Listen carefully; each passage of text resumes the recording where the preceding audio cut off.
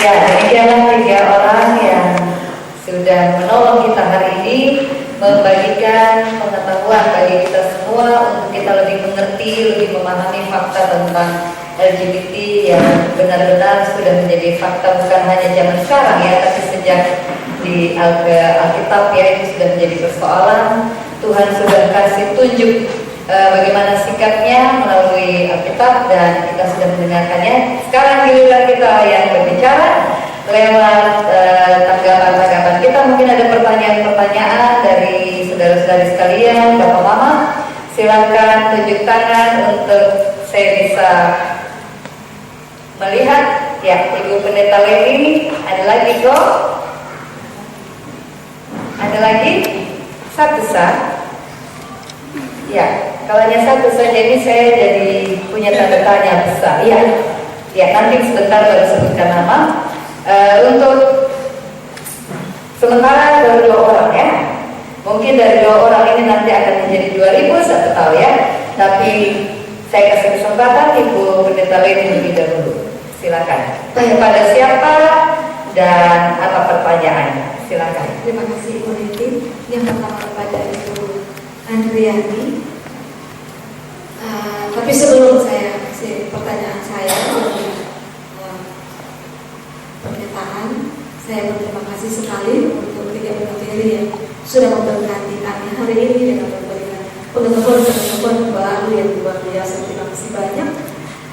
Untuk Ibu Andriani, pertanyaan saya adalah, tadi saya lihat dari materinya, ternyata penyebab dari orientasi seksual seseorang itu antara orientasinya hetero ataupun homoseksual itu ada 3 ya, ada 3 tadi, baik lingkungan, kognitif maupun biologis. Jadi biologis itu artinya, dan 3 itu artinya faktor genetik atau juga faktor hormonal yang memang memainkan peran kalau benar, dia benar, tapi artinya juga presentasinya kecil sekali. Ternyata presentasi penyebab dari lingkungan, dari pengalaman seksual seorang sangat menentukan. Apalagi banyak cerita-cerita di mana para homoseksual ini, dia menjadi homoseksual karena pernah menjadi korban, kemudian dia menjadi pelaku yang luar biasa. Nah, itu artinya harusnya dia tetap menjadi sesuatu yang tidak bisa dibenarkan dan kemudian terjadi penerimaan. Lalu, tapi kemudian tahun 2014 ya, kalau tidak salah 2014, WHO menetapkan itu LGBT diterima. Saya malah berpikirnya begini, ya, jangan-jangan kampanye-kampanye yang mendukung penelitian untuk membenarkan LGBT ada di dalam keputusan-keputusan WHO, ada di dalam keputusan apapun gitu di atas, sehingga kemudian terjadi kebenaran. Oke lah, orang jadi welcome kan orientasi seksual homoseksual ini. Jadi bisa jadi sebenarnya semua para pakar-pakar itu setuju bahwa manusia itu secara psikologis dia itu semuanya heteroseksual. Sayangnya kampanye-kampanye yang mendukung dengan biaya-biaya yang luar biasa itu kemudian penelitian dari para ahli itu begitu dipengaruhi sehingga kemudian para ahli membuat pernyataan bahwa ini bisa diterima dan harus diterima. LGBT homoseksual itu harus diterima. Kita tahu sekarang bahwa banyak sekali kampanye bantuan-bantuan internasional yang masuk di kita, bantuan-bantuan kemanusiaan itu kan punya misi untuk penyusupan misi bahwa harus juga melakukan kampanye seksual. Bisa saja mengomentari ini bahwa ada kemungkinan bahwa secara psikologi memang tidak, cuman karena kampanye-kampanye yang luar biasa dengan biaya dan homoseksual yang kaya-kaya itu kemudian mempengaruhi hasil-hasil penelitian itu. Yang berikut untuk Pak Dr. Bobi, saya setuju sekali. Saya juga percaya bahwa Tuhan tidak akan pernah menciptakan orang menjadi LGBT.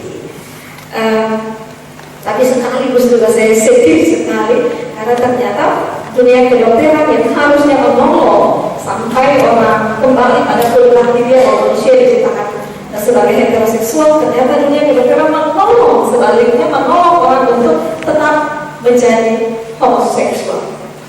Saya membayangkan kalau orang bisa masak penis, bisa menghina, bisa rubah alat jalan itu kan tidak mudah ya. Itu tidak mudah. Lalu kemudian orang bisa melakukan terapi hormonal, lalu kemudian payudaranya atau kemudian dia perempuan jantungnya tumbuh. Artinya secara hormonal seseorang kalau memang manusia secara hormonal dia sudah lahir dengan hormon lebih banyak perempuan, artinya dunia kedokteran juga bisa menolong sampai kemudian hormon-hormon yang tak salah, tak selek itu sehingga dia menjadi homoseksual itu bisa menolong sampai dia kembali pada berarti dia untuk menjadi heteroseksual. Maka pertanyaannya, apakah memang dunia kedokteran menutup mata terhadap kemungkinan ini? Harusnya itu bisa. Apalagi terbuka peluang untuk ini bicara tok terlepas daripada spiritualitas. Tapi tok tentang kedokteran saya membayangkan apalagi itu pasti bisa. Tidak mungkin tidak bisa. Mungkin Pak Dokter bisa mengomentari. Untuk PSR, terima kasih banyak tafsiran-tafsiran yang luar biasa. Hanya memang ini menjadi soal serius karena tafsiran-tafsiran yang kita buat ketika kita mau membaca dengan kacamata baru dengan penafsiran-penafsiran yang luar biasa, lalu kemudian kasus-kasus homoseksual yang ada di Alkitab itu dilihat bahwa Alkitab tidak melarang homoseksual. Alkitab melarang adalah kekerasan-kekerasan yang dilakukan seiring dengan homoseksual, kayak kasus Orb dan Gomora kan, kemudian tafsirannya adalah bukan Alkitab bilang tidak boleh dilakukan homoseksual, tapi itu soal adalah dong mau main kasar, dong main halus pasti sebagai mungkin Pak Isra bisa mendengar di tafsiran itu karena ya ada beberapa kawan-kawan yang kan heboh sekali membuat tafsiran dan membuat perdebatan tentang itu, dan itu dipegang oleh banyak orang. Terima kasih banyak. Ya, terima kasih. Kali ini lanjut ke kakak sekaligus nama ya, mungkin ada bisa didokumentasikan. Baik, nama saya Nama J. Saya mau tanya dari segi psikologi lebih mendekatkan pada lingkungan yang mempengaruhi, dan dari kedokteran lebih mendekatkan pada otak. Nah, yang menjadi pertanyaan saya adalah apa yang menjadi penyebab awal sehingga otak LGBT itu seperti itu? Jika dari segi kedokteran dan teologi menolak bahwa Tuhan tidak menciptakan LGBT dengan memiliki otak yang demikian, dan penyebab awal sebelum kaum LGBT lahir dan bertumbuh sehingga menghadapi lingkungan seperti psikologi katakan, yang saya ingin tahu adalah penyebab awal dari otak LGBT seperti itu. Terima kasih. Baik, terima kasih. Boleh menjawabnya, tidak harus kembali ke meja, tapi supaya kita lebih santai ya. Dan sesudah itu yang lain boleh melanjutkan ya dengan bertanya. Saya juga punya pertanyaan untuk Ibu Andriani. Ibu, kalau tadi ada skala Kinsey, dari eksklusif homo, hetero, dia bisa bergerak ke eksklusif homo. Apakah itu berarti bahwa seksualitas manusia itu cair menurut Kinsey? Ya. Kemudian Pak, saya kok cenderung mau bilang Pak Bobi pendeta ya. Mungkin itu buat kamu. Ya Pak Bobi, perjuangan mereka kan lewat ya propaganda itu kan tujuannya supaya mereka mendapat legalitas ya, terutama secara hukum, supaya mereka punya kekuatan untuk diakui dan seterusnya, termasuk dinikahkan oleh gereja. Gerejanya Pak Obama itu ya, UCC itu kan gereja yang sudah memberkati dan seterusnya. Pendeta yang tidak memberkati lalu dikenakan hukuman ya karena melanggar undang-undang. Ya sama seperti Bu Leni tadi soal operasi, berarti bahwa dunia kedokteran secara tidak langsung atau secara langsung sudah sangat terbuka dan mendukung. Di bagiannya Pak Esra, ya ini juga menjadi persoalan bahwa Alkitab yang sama dipakai oleh ayat yang sama, bahkan kata yang sama bisa ditafsir berbeda-beda. Mungkin bisa menolong kami semua di sini supaya memang tadi diskusinya sangat cepat Padahal kalau kita lihat pendalamannya, kata kami pakai mereka itu saja ada soal wajar tidak wajar, itu saja ada soal dan perdebatan yang panjang dengan kaum revisionis itu. Nah, mari kita sama-sama mendalami lagi supaya sebentar kita pulang kita semua tahu sikap apa yang kita mesti ambil berdasarkan pemahaman yang kita sudah terima. Saya persilakan Bapak dan Ibu bertiga memberikan tanggapan untuk pertanyaan ini makin memperkaya kita. Mulai dari Ibu Andri.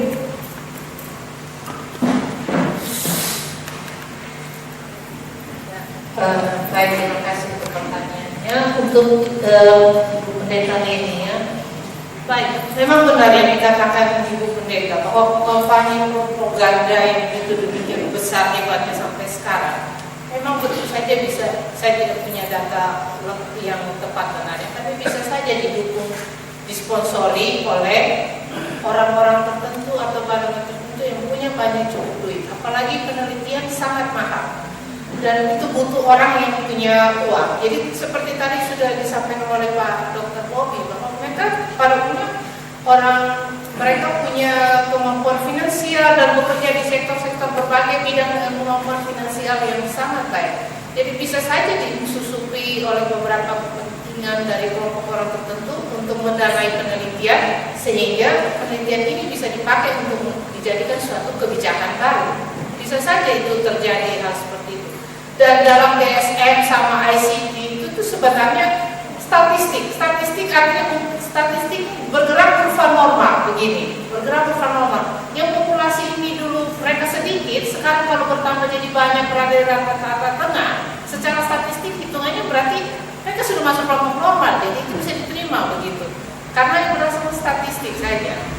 Jadi itu yang menjadi dasar misalnya pemikiran seperti itu untuk pembenaran, untuk diterima atau tidaknya.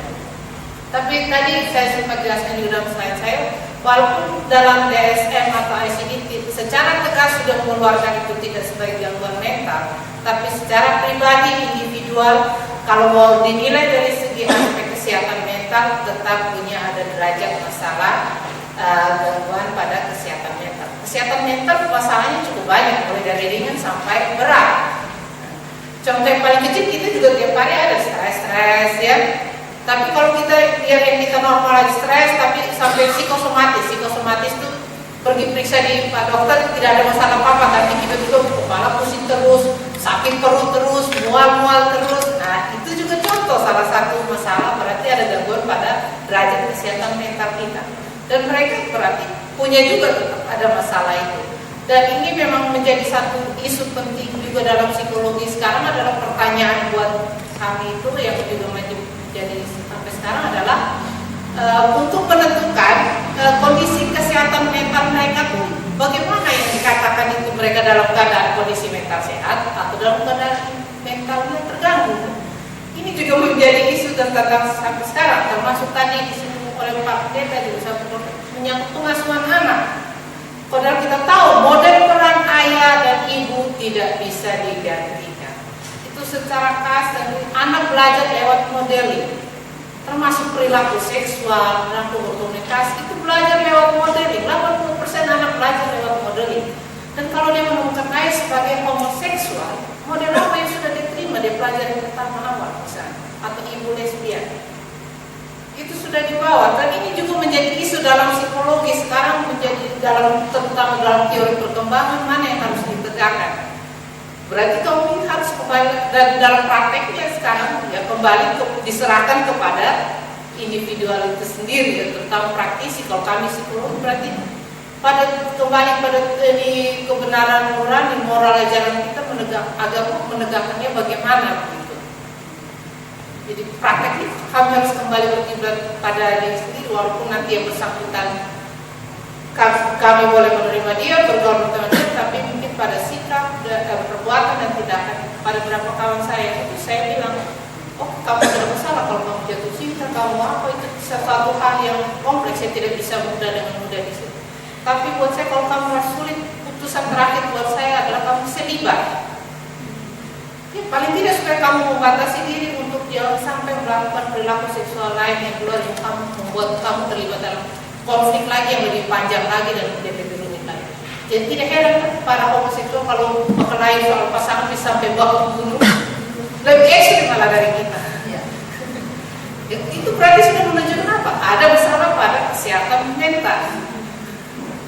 Atau mereka bisa menjadi sangat posesif dengan pasangan mereka.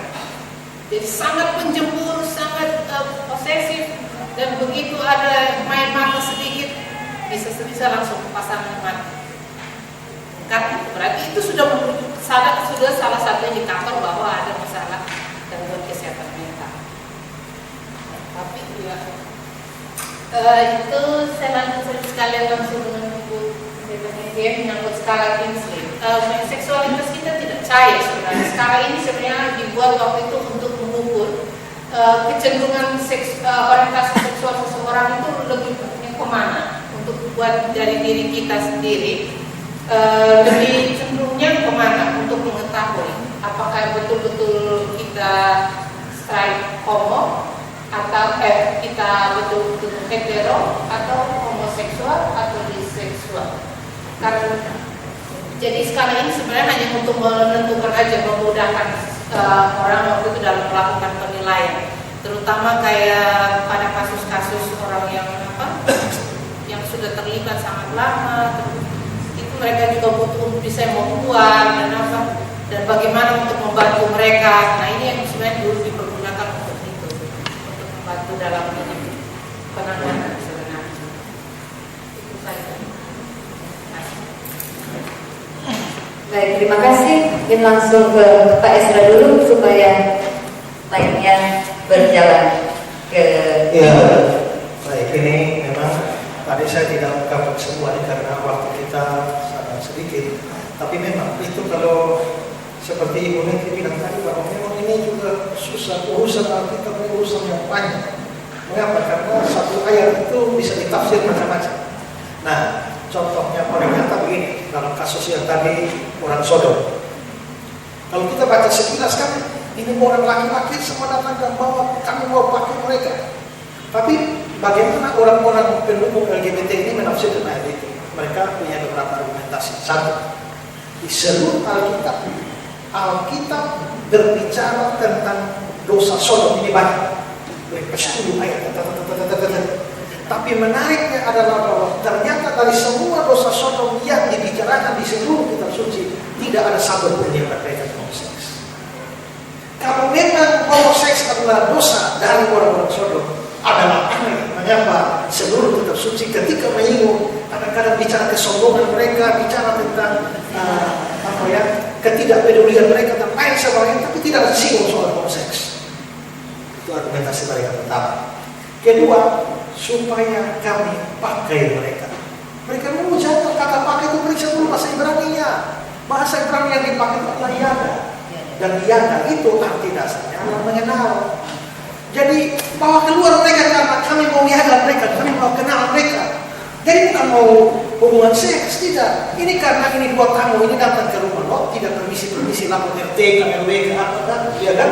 Jadi bawa keluar mereka, kami mau pakai mereka. Jadi kata yada yang dipakai. Jadi diartikan begitu. Atau ketiga, seandainya pun benar bahwa mereka itu mau hubungan seks dengan dua mereka itu, letak persoalannya bukan pada keinginan untuk hubungan seks sejenis, bukan. Sebenarnya hubungan sejenis itu normal, tidak dilarang oleh kitab suci. Yang menjadi masalah mereka pada waktu itu, mereka tidak minta baik-baik, tapi mereka mau memperkosa rame-rame, itu masalah. Ya, jadi mereka bilang, jadi seandainya mereka orang Sodom kan mereka mau memperkosa orang sejenis. Seandainya kita tidak memperkosa orang sejenis, tapi kawin baik-baik, masuk minta baik-baik, kan tidak ada masalah. Ya kan? Nah, yang masalah adalah mau dengan kekerasan. Nah, itu contoh argumentasi mereka. Ya kan? Nah, tapi saya juga sudah jawab argumentasi itu. Salah satunya adalah yada. Memang bagus, betul juga bahwa yada itu artinya mengenal. Tapi yada selain mengenal juga kita survei semua ayat yang pakai kata yada dalam bahasa Ibrani. Kalau kita ketemu di Kejadian 4 ayat 1, lalu manusia itu yada dengan istrinya dan melahirkan Kain dan Habel. Lah kalau yada itu cuma mengenal, bagaimana saya kenal kau tiba-tiba Kain dan Habel keluar? Ya kan?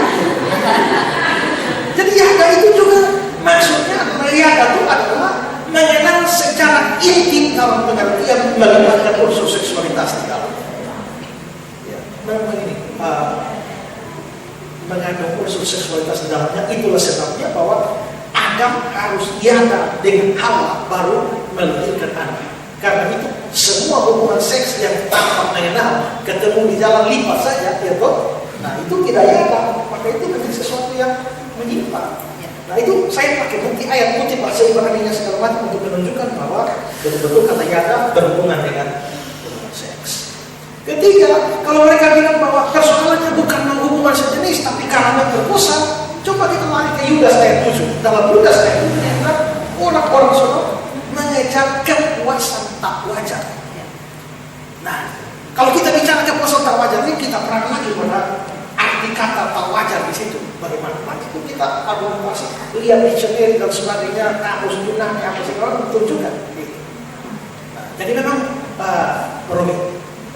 Soal Imamat 18 yang tadi jelas-jelas ya, manusia tidur dengan sesama laki-laki dan orang dengan perempuan kekejian dihukum mati. Mereka bilang lihat konteks, ya kan? Kalau lihat konteks itu kan namanya belajar hermeneutik, ilmu tafsir itu kan kita perlu memperhatikan konteks. Satu ayat ini boleh dicomot, tapi mesti perhatikan ikatan dari atas dari sebelumnya sesudahnya. Dan mereka menerapkan prinsip hermeneutik seperti itu. Dan mereka coba lihat berapa ayat sebelumnya. Berapa ayat sebelumnya ada satu larangan, jangan mempersembahkan anakmu kepada dewa Molok dan bla bla bla bla bla seterusnya. Berarti mereka akhirnya menafsirkan bahwa larangan homoseksual di dalam Imamat 18 itu adalah ada hubungannya dengan penyembahan berhala. Orang-orang pada saat itu menyembah berhala sampai akhirnya berhubungan sejenis. Jadi kalau sekarang ada orang mau kawin sejenis tidak ada urusan dengan berhala, tidak ada masalah. Jadi jangan pakai Imamat 18 untuk salah kami, itu salah konteks. Nah, itu kira-kira modelnya seperti itu. Ya. Lalu apa lagi? Ya, di Roma. Coba tunjukkan tadi ada ayat Alkitab ya. Roma pasal 1. Roma 1 tadi ya, ayat 26 27.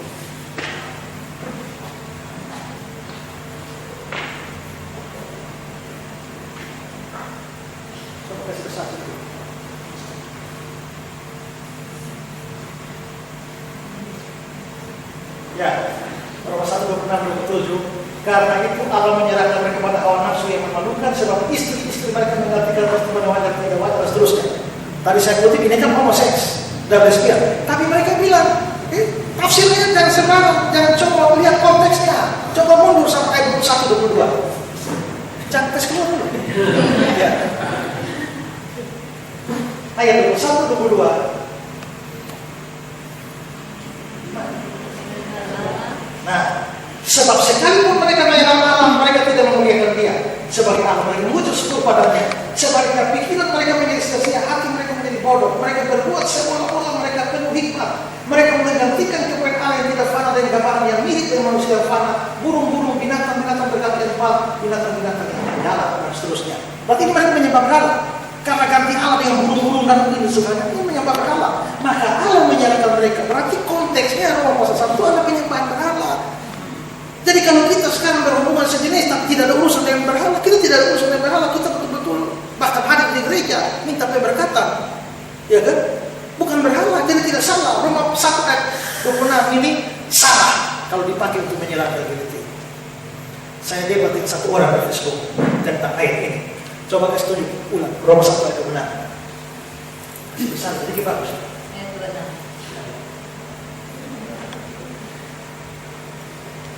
Ya, lihat ya. Karena itu Allah menyerahkan mereka pada hawa nafsu yang memalukan, sebab istri-istri mereka mengganti persetubuhan yang wajar dengan yang tak wajar. Nah sekarang kita perangnya pada penafsiran apa yang dimaksudkan dengan tak wajar di sini. Nah tadi kan saya singgung setelah analisis ayat itu, larinya saya sampai ke kejadian. Ya, tapi sekarang coba lihat. Jadi ayat 26,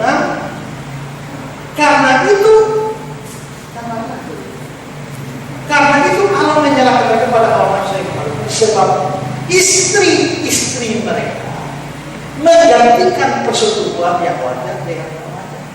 Demikian juga suami mereka meningkatkan persetubuhan yang wajar dengan istri mereka dan kawan-kawan. Jadi yang wajar itu yang mana? Begini. Yang dipersoalkan di sini bukan orang laki suka orang laki atau orang perempuan suka orang perempuan. Tidak.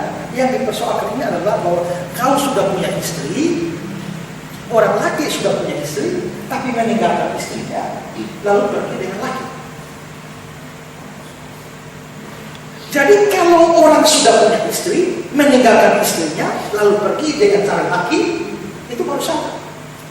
Kalau orang perempuan sudah punya suami, meninggalkan suaminya dan cari sesama jenis, baru salah. Tapi kalau kami itu kan tidak meninggalkan suami, tidak meninggalkan istri, kami langsung to the point. Ya loh. Nah, itu. Jadi mereka menafsirkan begitu. Jadi yang wajar di mana? Yang wajar adalah laki suka perempuan, wajar. Perempuan suka laki, wajar. Laki suka laki, wajar. Perempuan suka perempuan, wajar. Yang tidak wajar adalah lu sudah berlaki tapi masih percaya perempuan. Lu sudah perempuan tapi masih percaya laki. Nah, itu yang tidak wajar. Ya, jadi macam saya ini normal ya, karena normal saya punya istri. Tapi saya tinggalkan istri saya lalu cari si John. Nah, ini yang tidak wajar. Ya. Nah. Ibu wajar kan ibu dengan Pak Bobi, tapi kalau ibu meninggalkan Pak Bobi cari perempuan lain, nah ini baru tidak wajar. Bukan cari laki lain, cari perempuan lain. Ya kan? Nah itu yang tidak wajar. Jadi kalau sejak awal saya memang sudah suka laki, sejak awal saya sudah suka perempuan sejenis, itu bukan yang tidak wajar, itu wajar. Yang wajar adalah lu sudah puas dengan satu tapi lebih ada yang lain. Yang sejenis itu baru tidak wajar. Nah kalau begitu banyak lagi. Belum masuk ke tadi yang pemburit itu arsenal poetai panjang sekali itu. Kalau mau ikut semua perdebatan kata, main kata saja. Jadi memang susahnya adalah dunia penafsiran Alkitab adalah bahwa kita bisa pakai satu ayat untuk menafsirkan seperti ini, tapi yang lain pakai menafsirkan seperti ini bisa saja. Tapi nanti kembali terakhir diuji penafsiran mana yang paling kuat, mana yang sesuai gaya hermeneutics atau penafsiran Alkitab yang tepat. Nah, jadi itu kira-kira gambaran. Ternyata tidak mudah juga kita berhadapan dengan orang-orang LGBT yang memakai Alkitab untuk membenarkan perilaku mereka. Ya. Ya, terima kasih Pak Ekstra, Pak Bobi. Saya terakhir sudah ada beberapa pertanyaan. Nanti tolong diingatkan. Ya, dunia kedokteran Ya. kontribusi besar. Ya. Jadi memang ini serba salah ya. Dunia kedokteran memang sekarang ini sangat maju, luar biasa. Bahkan sekarang mereka mau bercita-cita buat orang itu tidak sakit, tidak pernah sakit, dan tidak pernah mati. Mengarahnya ke situ. Jadi sudah main sampai di tingkat DNA. Karena kita tahu bahwa apa yang akan terjadi dengan diri kita itu Tuhan sudah taruh di dalam DNA. Seperti orang mau buat rumah itu, desainnya itu semua sudah ada di dalam DNA. Misalnya saya kasih contoh. Kenapa seorang laki-laki umur 13 tahun suaranya menjadi berubah, kumisnya mulai tumbuh? Nggak ada yang perintah. Karena tubuh ini hanya berkembang, berjalan mengikuti proses DNA yang sudah ada. Dan sekarang dokter ingin tahu. Di dalam DNA itu ada kurang lebih 900 miliar informasi. Dulu orang bilang itu tidak mungkin tahu, tapi sekarang dengan berkembangnya ilmu dan teknologi khususnya untuk komputer, orang sudah mulai buat super komputer. Maka sedikit demi sedikit kita mulai belajar untuk tahu itu informasi-informasi dalam DNA. Misalnya contoh ya, saya nanti umur 70 akan kena kanker paru-paru. Sebenarnya sudah ada di dalam DNA saya. Cabang yang sekian nomor sekian, 900 miliar sekian nomor sekian, itu yang membentuk kanker paru-paru nanti. Maka sejak saya dari bayi, tangkainya itu langsung dipotong, dibuang. Saya tidak akan kena kanker paru-paru. Ya, dan seterusnya. Ini memang luar biasa dunia kedokteran. Ini seperti menara Babel. Kita merangkak ingin sama dengan Tuhan, menuju sampai di tempat di mana Tuhan ada. Jadi hak tentang penciptaan, kematian, menciptakan. Nanti mau merancang manusia juga sekarang ilmu kedokteran. Nah ini memang luar biasa itu satu. Tapi saya ingin katakan satu, Ibu tidak usah khawatir apa yang dilakukan dunia kedokteran memang sudah sangat mirip sekali, tapi tidak pernah akan sama dengan penciptaan yang dibuat oleh Allah. Jadi dia buat operasi plastik laki dan perempuan, semuanya tempat melakukan hubungan kelamin ada, tapi tidak sama dengan apa yang Tuhan sudah buat. Itu hanya untuk ya sekedar dia bisa melakukan hubungan seksual saja. Jadi mungkin paling nikmatnya dia itu sama seperti binatang saja. Jadi kayak apa ya? Kalau misalnya laki dan laki-laki kan sulit melakukan hubungan, maka kalau dia operasi dibuatkan tempat melakukan hubungan. Tapi beda dengan apa yang Tuhan rancangkan dari seorang perempuan. Lalu tadi kembali ke Yada, mumpung masih ingat. Yada itu sebenarnya bicara tentang hubungan seksual, bicara tentang yang paling penting itu sebenarnya menggambarkan relasi tingkat pengenalan kita dengan Allah. Nah itu digambarkan dalam pernikahan, dibuat sedemikian rupa dirancang oleh Allah, sehingga pada waktu suami berhubungan dengan istri, itu dia masuk dalam Yada itu adalah tingkat pengenalan tertinggi. Nah tolong catat ini. Nah, tingkat pengenalan tertinggi dalam hubungan suami istri itu hanya bisa dicapai atau yang kita kenal dengan total intimacy. Jadi intimasi total itu kalau bisa, kalau dia melibatkan 3 faktor. 1 fisik, 2 psikologis, 3 rohani. Jadi kalau orang melakukan hubungan seksual tanpa melibatkan 3 faktor ini, dia tidak pernah mencapai total intimacy. Jadi pernikahan, makanya Paulus bilang menikah di luar Kristen tidak akan bisa menikmati total intimasi. Karena apa? Yang paling tinggi adalah tubuh. Kalau tubuh sudah jelas, orang misalnya kayak pelacuran, dia hanya menikmati tubuh saja. Hubungan seksual sesaat, kepuasan tubuh saja. Kalau mereka bisa bercakap-cakap, mungkin tingkat intelektualnya sama, ya mungkin jiwanya agak sedikit ikut gitu, ada sedikit timpangnya. Tapi rohani kan nggak bisa.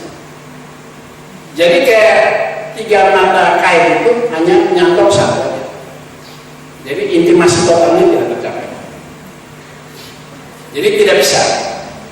Jadi tidak bisa mencapai yang namanya Yada itu kalau menikah di luar skenario Tuhan. Kalau skenario Tuhan kan sudah jelas, laki perempuan sama-sama anak-anak Tuhan. Karena bagaimana roh dan roh mau bisa bersatu kalau yang saya punya roh Allah, dia tidak punya roh Allah. Tidak bisa. Berarti yang nyantol itu kan hanya tubuh saya dan tubuhnya dia saja. Atau paling tinggi kalau kita sama-sama tingkat pendidikan tinggi bisa sharing bersama, ya jiwa ada ikut sedikit. Tapi roh kan tidak. Contoh misalnya, rumah tangga Kristen itu bisa selamat kalau sama-sama punya roh. Misalnya kalau ada istri melakukan hal yang luar biasa sangat menyakitkan, mereka hanya bisa kembali menikmati Yada itu kalau ada pengampunan. Ya kalau tidak ada pengampunan, nanti waktu mereka melakukan hubungan seks tidak bisa terjadi total intimasi. Nah ini luar biasa kalau mau dibahas panjang sekali. Saya kira ini itu satu. Jadi ibu tidak khawatir, memang dunia kedokteran sudah sangat maju, tapi tidak pernah akan sama dengan apa yang dirancangkan oleh Allah. Kita hanya coba-coba membuat-buat saja. Kayak misalnya kaki saya putus, dokter bisa buat kaki palsu. Bahkan sekarang yang paling maju itu sudah bisa. Dorang menghubungkan kabel bagaimana kalau otak perintah kaki palsu diangkat, nanti kaki palsu bisa angkat. Luar biasa sekarang. Tapi tetap kaki palsu tidak bisa sama dengan kaki asli. Jadi beda ya. Kaki ini, waduh, luar biasa fungsinya. Ada ribuan fungsi. Mungkin manusia bisa buat 1-2 fungsi aja, tapi tidak bisa sama. Misalnya kalau injak paku, cepat tarik ini kan tidak bisa dibuat, belum bisa dibuat. Nah, ini itu satu. Lalu yang kedua untuk pertanyaan Ibu Pendeta, inilah juga panggilan gereja. Jadi gereja juga harus tolong doakan ini dokter-dokter, karena pengetahuan ini seperti senjata, kemana diarahkan tergantung yang pegang senjatanya. Jadi kalau semakin banyak dokter itu takut Tuhan, mengasihi Tuhan, ya dia akan punya otak yang terang, yang jernih, yang berlaku bertindak sesuai dengan firman Tuhan. Maka hal-hal yang aneh-aneh itu tidak akan terjadi. Jadi ini juga beban kita semua, terutama gereja. Ini panggilan gereja. Jadi gereja jangan hanya urus ruangan sempit ini aja. Itu satu. Lalu kedua pertanyaan yang saya ingat tadi, kenapa bisa terjadi LGBT kalau fisik dan sosial? Saya kira jawabannya satu, dosa. Pada waktu orang itu berdosa, tidak ada terang firman Tuhan di dalam. Dia tidak ada sesuatu yang bisa membawa dia atau membawa dia pada satu sikap bahwa ini salah. Coba kita lihat mungkin Yohanes 1 ayat 12. Saya senang sekali. Bisa ditunjukkan? Atau ada yang bawa kitab bisa baca? Setiap orang yang menerimanya diberi kuasa untuk menjadi anak-anak Allah yang percaya kepada Nama. Ya, jadi pada waktu kita menerima Kristus, kita diberikan kuasa untuk menjadi anak Allah. Nah, pada saat itulah semua kita yang menerima Kristus, kita mempunyai kemampuan untuk menolak hal-hal yang bertentangan dengan kehendak Allah. Jadi kalau kita bicara di luar anak Allah, ya sulit dibicarakan, tidak bisa, karena tidak ada kemampuan. Misalnya kalau dokter, saya bayangkan begini saja. Kan berapa waktu yang lalu masalah vaksin palsu ya. Tahu ya vaksin palsu ya. Vaksin itu gunanya kalau dikasih ke kita punya kekebalan. Kalau ada penyakit santai saja, tidak ada sakit. Atau kalau kita sampai sakit pun tidak bisa berat, ringan saja. Karena kita sudah punya sistem kekebalan itu. Nah, Yohanes 1 ayat 12 itu sama seperti itu. Pada waktu saya menjadi anak-anak, Tuhan kasih saya kuasa. Kuasa untuk apa? Untuk seperti Pak saya bilang, kalau kau ngomong ngawur berfirman Tuhan, ada roh dalam saya bicara, itu ngawur, bukan baik, nggak benar. Ya, tentunya harus ditambah dan belajar firman Tuhan. Tapi modal awal itu adalah kuasa yang diberikan. Kalau tidak diberikan, kita nggak akan mampu. Nggak ada satu orang pun yang akan mampu. Jadi harus langkah pertama itu adalah dapat kuasa. Dan kuasanya jangan main-main. Kuasa menjadi anak-anak Allah. Jadi itu luar biasa. Tadi ada satu pertanyaan belum saja dari Ibu pendeta ya, tentang apa tadi? Mudah-mudahan tujuannya kan untuk Indonesia khususnya punya undang-undang yang bisa melegalkan homoseksual dalam rangka kelanjutan ya prokreasi mereka tanda petik. Ya saya kira itu sama dengan semangat mereka. Memang mereka berjuangnya begitu. Jadi kalau tadi misalnya WHO dan seterusnya, ya pasti mereka pasti sudah masuk di situ. Dan dosa LGBT ini banyak pakar mengatakan ini sama bahkan lebih berbahaya dari narkoba. Nah sekarang saya cerita sedikit. Kenapa orang itu pakai narkoba dan lari ke LGBT? Ini sebenarnya aplikasi atau satu proyeksi dari sikap ketidakpuasan pada apa yang dia sudah miliki. Nah orang-orang kaya, misalnya bintang film sudah kaya semua, dia sudah dapat semua, dia kepingin lebih dari itu. Maka, wah dia kawan bilang, kalau kau minum ini, kau bisa sukacita itu berjam-jam, melebihi dari apa yang pernah kamu nikmati. Maka dia coba pakai narkoba. Ya, pakai narkoba kan, walaupun hati susah kan, sementara pakai kan ketawa terus senang, menghayalkan yang baik-baik, tidak pikir makan, tidak pikir apa. Itu kan efek dari narkoba. Tapi dia tahu habis itu harus pakai lagi, dan akhirnya terikat. Nah, LGBT juga begitu. Orang-orang yang sudah kaya-kaya, sudah punya istri cantik dan sebagainya, dia bilang, kau belum pernah coba dengan sesama laki-laki. Saya punya teman dokter di Bandung, ada dokter sangat terkenal, dia LGBT, dia gay. Dia bilang, kau tidak pernah coba melakukan hubungan ke tempat yang di luar yang lazimnya dengan istrimu. Kau belum pernah coba, makanya kau belum pernah tahu. Jadi dia ingin dapat pengalaman yang lain, kepuasan yang lain. Nah itu tuntutannya. Saya kira ini model seperti setan menggoda Hawa. Kenapa lu nggak boleh makan buah ini? Karena lu nggak tahu kalau makan buah itu usaha dari Bapak Tuhan. Maka dia pikir-pikir, di sini sudah enak, tapi kalau sama dan Bapak Tuhan itu jauh lebih luar biasa. Pas Bapak Tuhan tidak ada, ya ambil makan. Jadi sama seperti begitu. Jadi memang sebenarnya ya, jadi mereka berjuang begitu. pasti. Dan tadi kalau itu WHO iya, karena donatur-donatur yang kaya raya itulah yang kasih uangnya. Gitu. Jadi saya kira itu Pak. Jadi kalau bicara banyak, misalnya tadi pertanyaan itu, ya dari dosa. Kita tidak bisa banyak berharap kalau orang itu belum ada Tuhan Yesus di hati. Biar dia rajin gereja, dia di mana? Karena apa? Sebaik-baiknya dia tidak ada kemampuan untuk melawan. Tidak ada kemampuan. Kemampuan itu ada kalau sudah ada Tuhan Yesus dalam diri. Saya kira itu. Terima kasih. Ya, baik, terima kasih. Masih ada yang mau bertanya? Terima kasih. Ada Bapak Mon, Bapak Yahya, ya, anak lagi, dari kita lagi ada 4 orang. Silakan, Bapak Mon dulu. Kepada siapa dan apa pertanyaannya? Singkat, Pak. Satu cerita sejarah masa lalu. Pertanyaan saya kepada Bapak Dokter, ini menyangkut, ini satu kenyataan yang terjadi di satu jemaat. Ada seorang teman perempuan yang sakit, dia muntah darah, dibawa ke rumah sakit Siloam. Periksa, pergi datang, tidak pernah ketemu sakit. Kembali lagi ke rumah, nanti selang beberapa minggu lagi mengalami sakit yang sama, muntah darah. Kembali lagi ke rumah sakit, tidak pernah diketemukan penyakit. Mereka kembali lagi, lalu sarannya hanya berdoa. Ini bukti. Jadi ternyata tadi saya stres, Bapak punya om tadi karena berdoa. Jadi akhirnya dia sudah naik sekarang, dia melani kembali. Nah ini ingin saya dapat kejelasan sedikit mengenai mengapa sampai dia muntah darah lalu tidak ada penyakit. Terima kasih. Ya, dilanjutkan ke Bapak Yahya.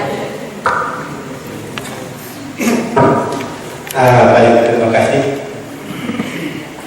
Saya kira bahwa apa yang dipaparkan oleh 3 pembicara ini semuanya seperti ada revolusi sosial. Saya katakan begitu karena bahwa kalau tidak salah dari sejumlah apa yang berkembang menyangkut LGBT ini, sudah ada 23 negara yang mensahkan undang-undang untuk pernikahan sejenis. Saya mau bertanya kepada Pak Isra bahwa apakah peran gereja, di mana gereja juga pun ambil bagian seperti penayangan yang ditayangkan oleh Pak Dokter tadi, bahwa ada pendeta yang memberkati. Apakah mereka merusak definisi pernikahan itu sendiri, ataukah mereka mau merubah definisi pernikahan? Kemudian dari apa yang tadi kita dengar dari tayang itu, bahwa apakah dari sejumlah petinggi-petinggi gereja tidak mampu membendung apa yang dilegitimasi oleh 23 negara ini? Apakah tiap gereja menjadi lemah dan tidak kuat menghadapi arus zaman seperti ini? Sehingga tentu sejumlah seruan akan diserukan kepada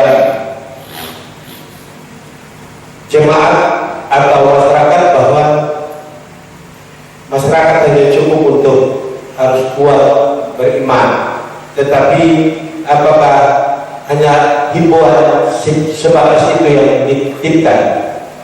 Saya kira itu yang bisa saya. Terima kasih. Ya, mau bertanya di sempat Bapak Dokter menjawab bahwa semua itu karena dosa. Tapi di sini melihat bahwa semua orang berdosa juga tidak menjadi LGBT. Jika penyebab awalnya adalah dosa, mengapa orang berdosa yang lain tidak menjadi LGBT? Itu yang pertama. Yang kedua, ada pertanyaan juga dari setiap jawaban Pak, tapi hanya saya memilih beberapa. Start LGBT itu dimulai dari lingkungan atau sejak lahir. Itu yang tadi saya bertanya spesifikasi lagi dari yang tadi materi Bapak bilang semua bermula dari otak. Nah, kalau penyebab awal dari otak, yang menyebabkan otak itu apa? Dari lingkungan. Kalau misalkan dari lingkungan seperti psikologi, apakah gen bisa berubah? Karena ada penelitian berkata bahwa gen itu kalau misalkan gen tidak bisa berubah. Kalau lingkungan bisa mengubah satu gen, ini yang saya bertanya, apakah gen bisa berubah atau tidak? Ya, terima kasih. Terima kasih. Saya Ibu Pendeta. Ada beberapa konfirmasi dari Ibu Andriani dan dokter. Tadi kalau tidak salah Ibu Andriani mengatakan bahwa ada penelitian yang mengatakan orang-orang LGBT itu hipotalamusnya ukurannya lebih kecil. Nah, kalau hipotalamus sendiri ukurannya lebih kecil, berarti kemampuan dia mengelola emosi dari yang diberikan oleh panca inderanya jadi mengalami kebingungan lalu distorsi untuk segala macamnya dan dia menjadi LGBT. Kemana dokter tadi dokter bilang bahwa di tubuh manusia tidak ada membedakan antara baik otak maupun apapun, tidak membedakan antara hetero maupun homoseksual. Nah, kemana dengan penelitian ini? Benarkah? Tetap saya masih dalam tanda kutip curiga, jangan-jangan penelitian ini didenai sedemikian rupa sampai kemudian terjadi pembenaran dan kemudian secara medis orang menerima karena ada penelitian A begini, penelitian B begini, akhirnya ya orang sampai pada konsep bahwa memang dia sudah dijadikan sebagai LGBT. Ya, terima kasih, saya minta konfirmasi itu saja. Baik, mulai dari Pak Esra dulu, lalu kita putar-putar. Ya, ini apakah mereka memang mau merusak atau mau mengganti? Saya kira dua-dua. Pertama mereka rusak yang asli dulu, itu kalau mereka ganti. Ya, jadi memang pernikahan yang sudah Tuhan tetapkan di awal kitab Kejadian, ya itu kan dirusak oleh mereka dengan perkawinan seperti di sini. Setelah itu mereka ganti dengan sesuatu yang lebih luas lagi kepada tanah padang jenis kelamin. Nah, bagaimana kita bisa mempelajari ini dengan 3 negara sudah ini sulit. Saya beberapa hari lalu ikut seminarnya Dr. Andi Wijaya. Jadi dia sulit sekali bahwa ketika negara-negara yang sudah menerima pernikahan sejenis, apabila misalnya ada 2 laki-laki datang ke gereja ini minta Ibu Pendeta tolong berkati, kalau Ibu Pendeta tidak mau, dilaporkan polisi dan mesti masuk penjara. Ya, karena itu dianggap sebagai melawan undang-undang. Nah, jadi kalau dalam kondisi seperti itu maka ya ada 2 kemungkinan saja. Pendetanya memberkati atau siap masuk penjara. Hanya itu saja. Nah, karena itu maka seandainya semua gereja sepakat, semua tolong biar rame-rame masuk penjara. Di penjara penuh tidak tepat. Ya kan? Tapi persoalannya adalah apakah semua pendeta punya pikiran yang sama atau tidak?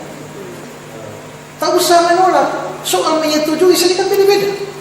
Tadi seperti saya bilang tadi, ada pendeta, ada teolog, ada misalnya yang seperti Pak Bowie bilang itu pendeta-pendeta dari Hillsong dan sini, mereka kan akhirnya menerima. Nah, berarti pendeta dalam hal menerima atau menyetujui saja kan sudah beda. Nah, kalau sudah berbeda di situ, artinya kalau mereka menyetujui pasti ada permintaan pernikahan kan pasti mau. Ya kan? Nah, karena itu bagaimana di sini memang ini kan mainnya undang-undang yang keluar.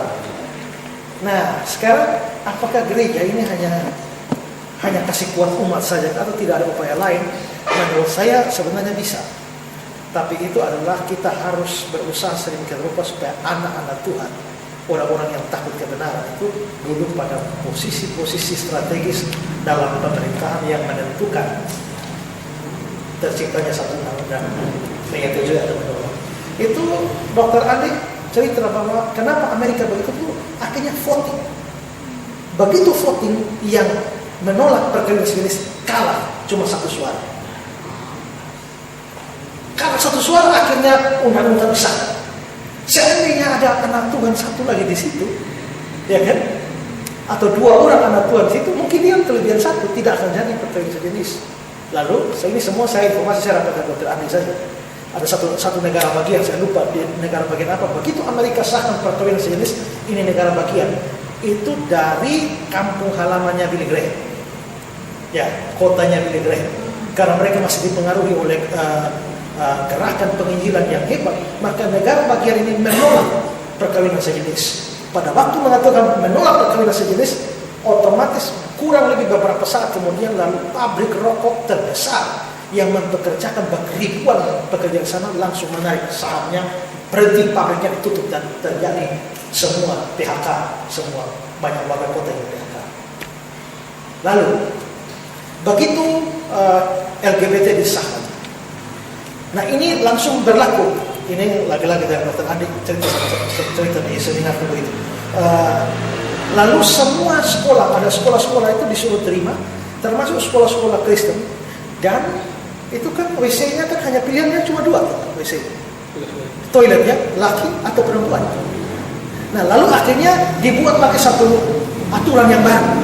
Undang-undang keluar bahwa kalau di sekolah untuk yang laki silakan masuk laki, perempuan masuk perempuan, tapi orang bebas. Ada grup tertentu yang bebas untuk dia waktu menghadap toilet dia boleh pilih masuk ke laki atau masuk perempuan, tergantung kesadaran dia pada saat itu mau laki atau mau perempuan. Ya. Ya. Lah iya kan? Kalau yang biasa-biasa lagi dia pilih toilet laki, yang ini perempuan, tapi kalau yang LGBT kan dia mau masuk yang mana? Terserah dia. Kalau hari ini mau masuk sini, besok mau masuk sini. Nah, dan sekolah Kristen ini menolak aturan itu. Dan sebagai akibatnya, kurang berapa saat itu seluruh sponsor menarik dukungan bagi gereja itu.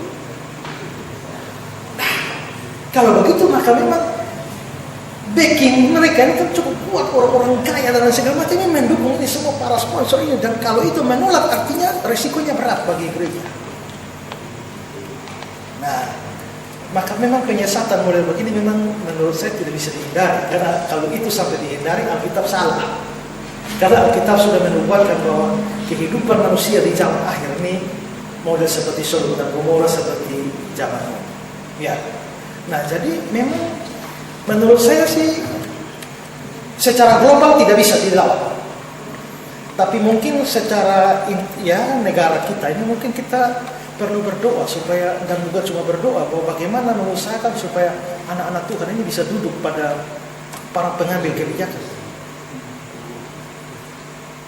Ya, saya terus terang saya senang juga dengan Perkantas.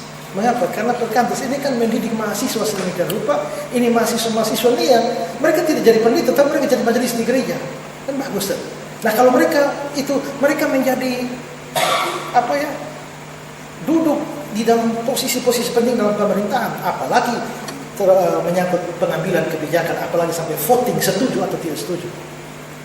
Kalau anak Tuhan kurang, ya sudah habislah kita semua. Ya kalau memang pilihan begitu ya pendeta menolak harus penjara, ya kita pendeta-pendeta yang masih setia pada kebenaran ya lebih baik kita rame-rame masuk penjara daripada kita melakukan pendekatan seperti ini.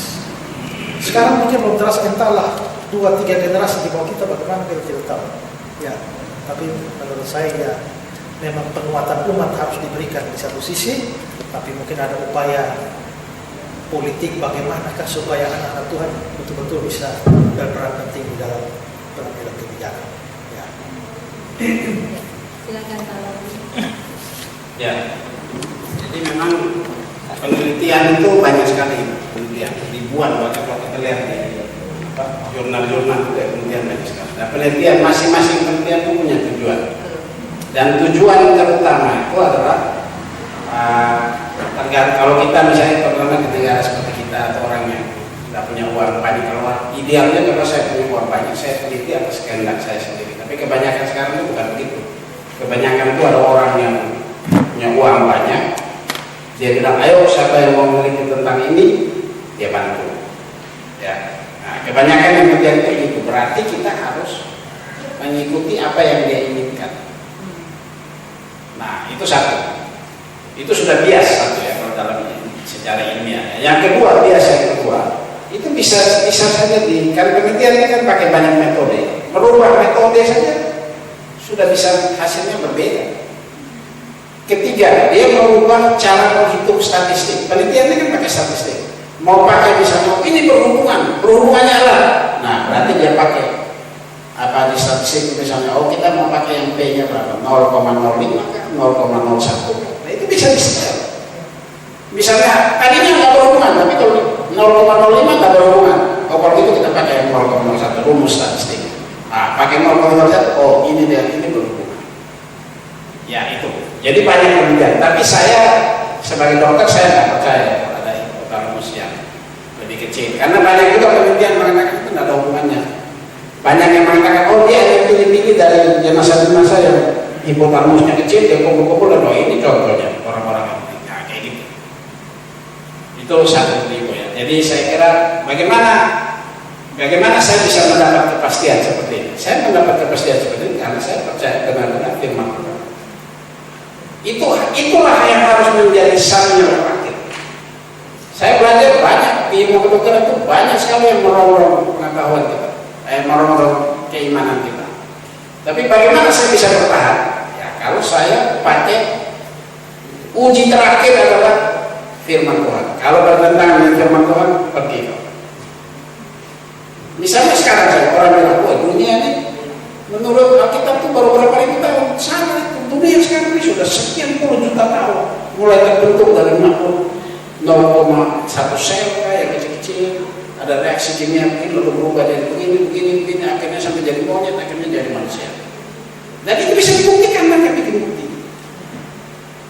Nah ini kan luar biasa, karena Tuhan bilang, oh manusia bukan dari monyet, manusia itu saya buat langsung jadi manusia. Monyet saya buat lagi sendiri berlayar. Ya. Itu satu yang penting. Yang kedua, untuk pertanyaan ini menarik. Kenapa kalau semua orang berdosa kena LGBT? Sekarang tujuan dosa itu apa? Setan buat orang berdosa itu tujuan satu-satunya adalah supaya kita jangan percaya pada Tuhan Yesus, jangan jadi anak-anak. Jadi kalau dia punya banyak strategi dan setan ini sangat lihai. Karena semua orang di dunianya dia sudah coba satu-satu.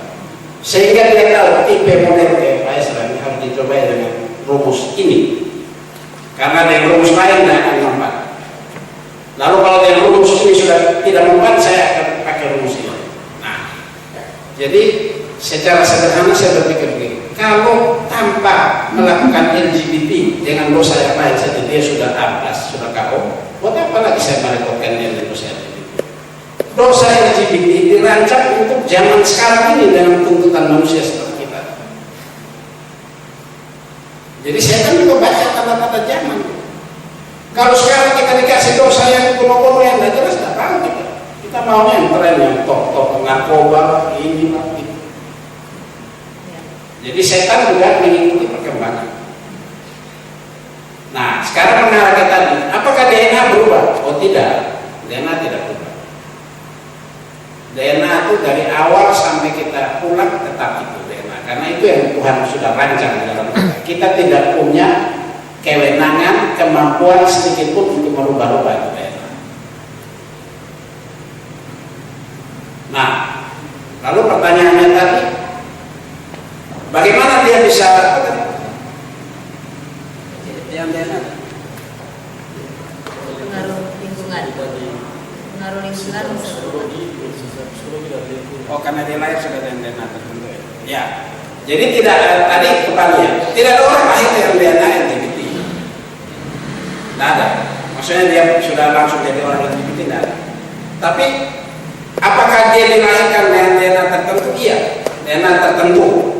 Ada orang dilahirkan dengan DNA yang memungkinkan dia lebih mudah menjadi orang LGBT kalau tidak cepat dikenal sejak awal dan diterapi lingkungannya atau diperhatikan dan dibuat perbaikan sejak awal. Tadi saya kira dari segi psikologis tadi sudah dijelaskan. Nah, oleh karena itu saya sangat menyayangkan sekali. Banyak sebenarnya keluarga-keluarga Kristen yang sebenarnya tidak memainkan peran betul-betul sebagai keluarga yang sesuai dengan yang Tuhan mau. Saya kasih contoh saja. Banyak orang tidak paham atau tidak strict benar-benar dalam mendidik anak. Padahal Alkitab memberi pesan bahwa tanggung jawab orang tua itu adalah sampai anak itu menikah. Begitu anak itu keluar dari rumah menikah, baru orang tua tanggung jawabnya lepas.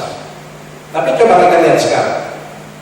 Orang-orang yang rohani sekalipun dia bilang begini, banyak jawaban. Ya sudah, anak saya sudah dewasa lah, dia pilih-pilih sendiri calon teman hidupnya atau apa. Sudah, inilah satu kesalahan besar. Coba lihat pada waktu Ishak dinikahkan. Pilih hamba terbaik, harus cek betul-betul calonnya harus begini. Kalau tidak begini tidak boleh. Itulah peran orang tua. Itu pada waktu menikah. Tapi di rumah tangga bagaimana? Tadi sudah dibahas oleh secara psikologis. Role-nya tidak jelas. Yang namanya ayah di rumah itu tidak jelas-jelas sebagai ayah. Jadi anak ini tidak pernah lihat model yang benar. Saya baca buku psikologi misalnya, ayah suka pukul istri di depan anaknya. Tiap hari saya pukul istri tenang. Jadi anaknya ini yang perempuan ini dia merasa iba dan istri. Ini pengakuan orang LGBT. Lalu timbul kebencian luar biasa dalam hatinya terhadap laki-laki. Dia bersumpah bahwa tidak akan menikah dengan laki-laki dan tidak suka lihat laki-laki. Akhirnya dia cari teman perempuan, menikah dengan perempuan. Padahal dia mau orang normal. Nah ini karena role yang tidak dimainkan dalam rumah. Jadi waktu anak itu lahir, firman Tuhan mengatakan dia belajar mengenal Allah yang tidak terlihat itu adalah melalui orang tuanya sebagai gambar dan rupa Allah. Nah kalau orang tuanya main pokok, orang tuanya orientasinya tidak jelas dan sebagainya, ya dia melihat oh Allah model begitu. Jadi menyulitkan dia untuk percaya kepada Allah. Jadi saya kira ini hal-hal dia tidak sedih tegasnya tidak lahir sebagai LGBT, tapi dia punya kecenderungan iya. Dan setelah itu faktor lingkungan akan mengambil alih 80-90%. Banyak anak-anak sudah tertolong dengan perkembangan sekarang ini pada waktu dia dikenal secara dini. Jadi pada waktu dia dikenal secara dini, orang tua memperhatikan bahwa anak saya umur sekian kok agak lain, tidak seperti orang. Lapor ke ahlinya tangani sendiri dan anaknya tertolong. Nah, banyak kali kita kan seperti ini. Kita baru menyangkut baru, saya tidak sangka anak saya seperti ini. Ya memang sudah terlambat. Karena ketahuannya dia sudah LGBT. Saya kasih contoh satu tadi di Kupang, saya dapat 10 sudut ramanya. Ada seorang pemuda ganteng, sekolah pariwisata, kerja di kapal pesiar. Anaknya memang ganteng, tinggi, besar, gagah. Berapa tahun di luar negeri, pulang bawa pasangan laki-laki. Orang tuanya itu frustrasi, baru bilang begini, saya nggak sangka anak saya seperti ini. Ya memang karena dari kecil kau udah perhatikan anak. Kau ada di rumah tapi tidak hadir dalam kehidupan anak. Orang tua ada di rumah tiap hari tapi tidak masuk dalam kehidupan anak. Tidak pernah mau peduli bagaimana, misalnya John hari ini bagaimana di sekolah bagaimana. Tidak pernah peluk anaknya supaya anak merasakan bagaimana kasih sayang ayah. Ibu tidak pernah peluk anak. Banyak kalau kita survei anak, banyak anak-anak yang tidak pernah dipeluk oleh orang tua. Mau berangkat sekolah nggak pernah berdoa, dia nggak pernah lihat kalau ibunya salah, bapaknya mengampuni gitu. Jadi dia nggak belajar. Ya saya kira ini kalau seminar ini ada kaitannya lagi panjang, seminar keluarga. Jadi saya kira itu ya. Jadi kalau kita dia lahir sudah dalam LGBT, berarti Tuhan salah menciptakan, itu nggak benar. Dia lahir nggak benar LGBT. Lalu yang berikut, pertanyaan Pak tadi sakit, masalah sakit ya. Sakit ini juga ada tujuan kalau kita lihat dari perspektif iman Kristen. Tuhan mengizinkan orang sakit karena ada tujuan. Coba lihat di Yohanes itu ya, waktu murid-murid lihat orang buta ribut. Kenapa dia buta? Salah bapak, salah mama, salah siapa? Tapi Tuhan bilang, oh dah, nggak ada yang salah. Karena saya mau lewat dia kemuliaan Tuhan di Jadi saya jawab singkat saja pertanyaan itu. Ya memang pertama tidak semua penyakit bisa diketahui oleh dokter. Tidak semua. Apalagi kalau penyakit itu Tuhan tidak izinkan dokter tahu. Jadi pertama, dokter itu saja sepintarnya dia juga masih tetap terbatas, banyak penyakit yang dia tidak tahu. Yang kedua, kalau Tuhan tetap tidak izinkan dia tahu, biar mau pakai 1000 dokter juga tidak akan ketemu sakit. Karena jawabannya tadi Pak sudah berikan. Setelah dia kembalikan hubungan dengan Tuhan dan seterusnya, ya dia baik sendiri. Mungkin itu tujuan sakit. Jadi tidak semua sakit kita bisa tahu. Banyak penyakitnya kita tidak tahu. Jadi saya kira itu. Jadi kalau kita orang Kristen sakit, ya renungkan baik-baik kenapa sakit ini terjadi pada saya. Apa yang Tuhan mau dalam penyakit itu? Contoh saja Paulus. Paulus itu kurang apa? Dia berdoa Tuhan tidak angkat penyakitnya. Dia bilang beta jalan ini sama itu dalam daging sakit masih sembuh. Tapi terus ada itu karena Tuhan mau ya lu melayani tapi tetap dalam sakit. Jadi ada banyak tujuan. Terima kasih. Ya, baik, terima kasih dan Ibu Adriani. Baik, Ibu Leni kasih sedikit bingung itu yang namanya politik seksual ilmu pengetahuan. Pertanyaan Ibu Leni tadi menyangkut biologis menyatakan begini, tapi kenapa harus begini dan itu yang namanya sekarang lagi. Jadi kalau kita perlu juga harus cerdik untuk menerima semua informasi atau ilmu pengetahuan. Jadi betul juga seperti yang dikatakan Pak Dokter tadi bahwa penelitian ini setiap penelitian punya tujuan, motivasi dan metode, dan tergantung juga terakhir sekarang siapa yang bayar duitnya Pak. Ya. Nah, jadi tapi informasi ini membuat kita kalau dalam psikologi mau melihat bahwa tadi di awal saya sebut bahwa seksualitas itu sesuatu yang unik dan kompleks. Jadi hampir semua aspek kehidupan dia tidak bisa berdiri sendiri. Jadi untuk melihat itu kita harus mengkaji dengan bijaksana setiap aspek yang terkandung di dalamnya. Jadi termasuk penelitian-penelitian yang kadang membuat kita jadi bingung, membuat kita juga jadi cemas. Nah, kita harus tetap ada satu hal bahwa satu kelebihan buat kita yang tadi sudah Pak Dokter singgung di awal adalah otak. Otak kita Tuhan punya kemampuan untuk meregenerasi kembali. Jadi misalnya dia rusak, Tuhan bisa memulihkan kembali. Dan ada salah satu bagian dari otak kita di bagian depan prefrontalis itu berfungsi untuk melakukan pertimbangan, kebijaksanaan, hikmat, dan ini yang berkembang paling terakhir dari semua di lobus-lobus yang lain otak. Dan bagian ini yang harus dirangsang dalam kenapa tadi pertanyaan berkaitan dengan pertanyaan tadi ya. Nah, bagian otak ini sebenarnya ini yang harus banyak diasah, distimulasi sehingga membantu kita mempunyai dalam konteks perkembangan ya.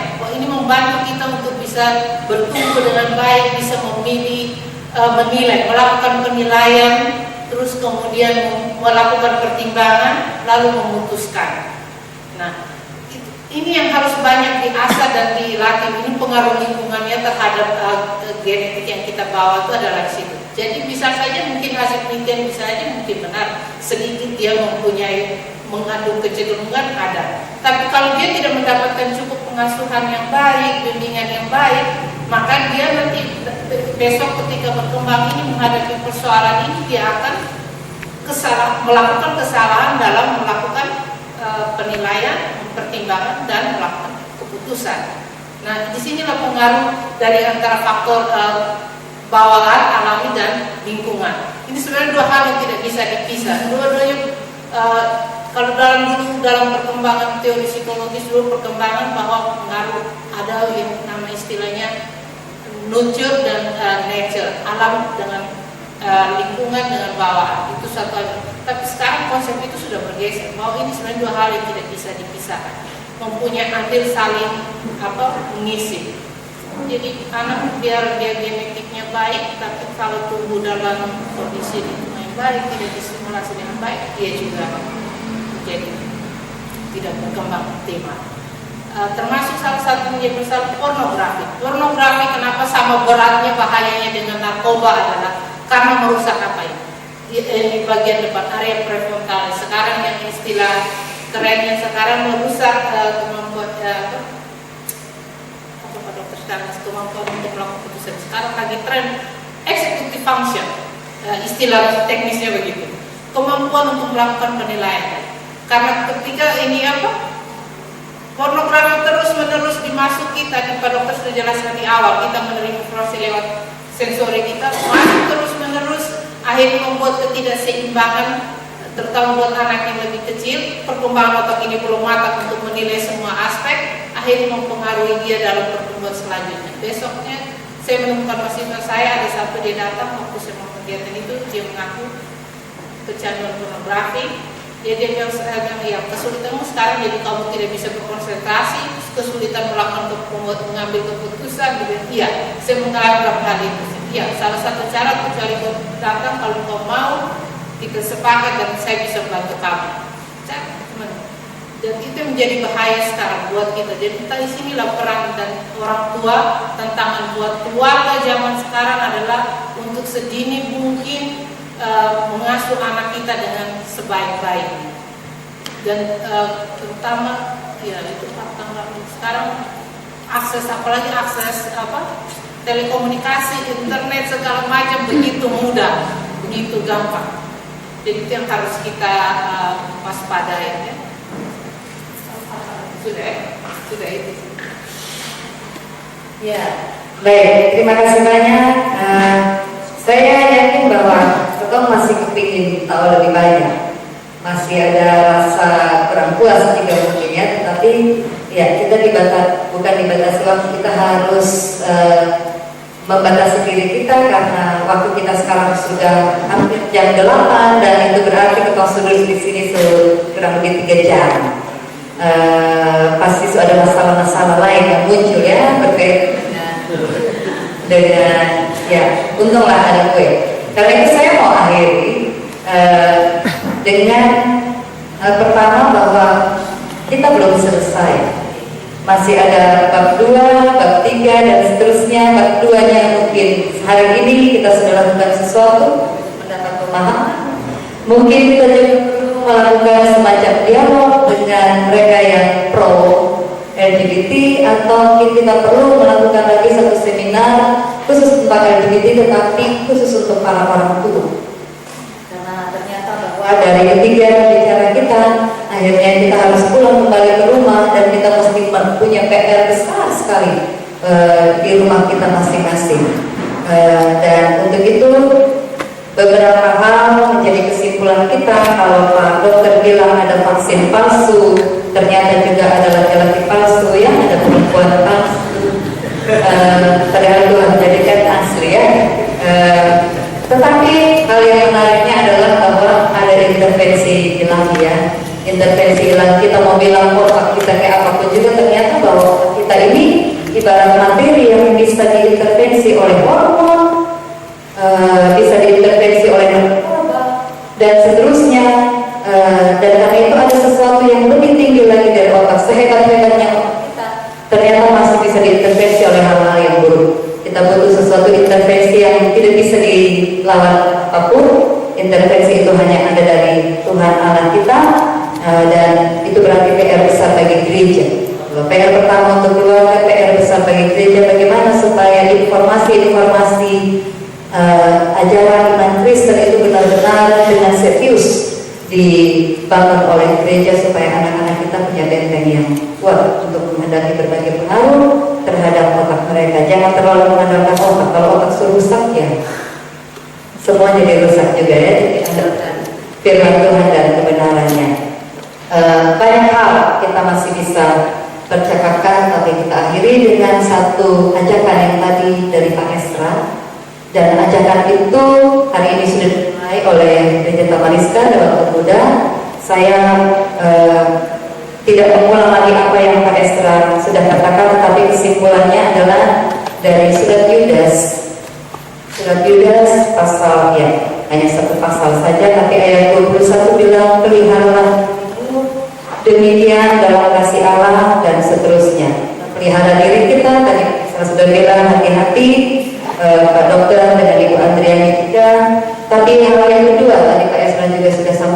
tunjukkanlah belas kasihan kepada mereka. Kita diajak jangan benci mereka, tapi tunjukkanlah belas kasihan kita kepada mereka. Dan ayat 23, selamatkanlah mereka dengan jalan merampas mereka dari api. Seterusnya, ya, itu yang sikap kita. Sikap kita tidak benci, kita tidak musuhi, kita tidak jauhi mereka, apalagi eksklut mereka dari gereja atau dari pelayanan, tapi kita tetap menunjukkan belas kasihan kita, merangkul mereka untuk mereka tetap ada menjadi bagian kita, supaya mereka bisa ditolong oleh kita semua.